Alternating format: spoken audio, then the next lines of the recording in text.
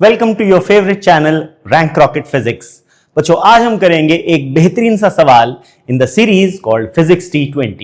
Question कुछ इस तरह है, आपको ये फिगर दी गई है, यहां पर ये एक स्प्रिंग बैलेंस है, ये एक लिफ्ट दी गई है जिसका मास है 30 kg, इसके अंदर एक मैन खड़ा है जिसका मास है 60 kg, वो एक वेइंग स्केल के ऊपर खड़ा है और यहां पर ये एक स्प्रिंग बैलेंस लगा हुआ है। क्वेश्चन कह रहा है आप बताएं वेट जो कि ये वेइंग मशीन रिकॉर्ड करेगी, आपको इस वेट की वैल्यू बतानी है, साथ ही जो फोर्स मैन एक्सर्ट कर रहा है ऑन द रोप ये फोर्स कैलकुलेट करनी है, और तीसरा आपको बताना है reading of the spring balance. ये जो स्प्रिंग बैलेंस है ये क्या रीडिंग बताएगा। तो अगर आप यहां पर ध्यान से देखो, अगर हम यहां पर डायग्राम बनाए तो बेसिकली यहां पर टेंशन आ जाएगी, ये भी टेंशन आ जाएगी, ये जो फोर्स है ये भी टेंशन के बराबर आ जाएगी यहां पर। ठीक है, अब अगर आप चेक करो जो स्प्रिंग बैलेंस है वो तो A2T रीड कर रहा है, यहां पर ये फोर्स जो है वो टेंशन के बराबर है, ये नॉर्मल रिएक्शन ऊपर लगाएगा, इसका वेट नीचे जाएगा, इसके ऊपर नॉर्मल रिएक्शन ऊपर लगेगा, वही N इस पर नीचे लगेगा इसके वेट के साथ। तो अगर हम इनके फ्री बॉडी डायग्राम बनाएं वो कुछ इस तरह बन जाएंगे।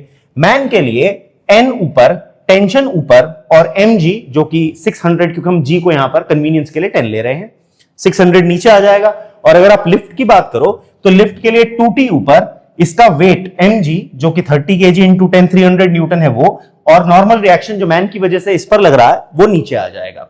तो अगर हम इसके लिए इक्विलिब्रियम की बात करें तो इक्वेशन आ जाएगी t plus n equals to 600, और इसके इक्विलिब्रियम के लिए बात करें 2t equals to mg plus n।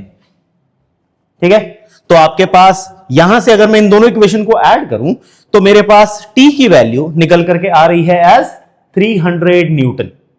इसी तरह से अगर हम यहां पर t प्लस n में मैंने t की वैल्यू निकाल ली थी 300, अगर मैं इस इक्वेशन में सब्स्टिट्यूट कर देता हूं t की वैल्यू तो मेरे पास n की वैल्यू निकल करके आ जाएगी 300 न्यूटन। अब बचा तीसरा पार्ट जो कि था reading of the spring balance. अब देखो, अगर आप फिगर को देखो तो स्प्रिंग बैलेंस यहां पर जो रीड कर रहा है वो 2t की वैल्यू है, तो जो स्प्रिंग बैलेंस की रीडिंग हो जाएगी वो 2t के इक्वल हो जाएगी, और t की वैल्यू कितनी निकाली थी हमने अभी 300 न्यूटन, तो 2 into 300 that is equal to 600 Newton.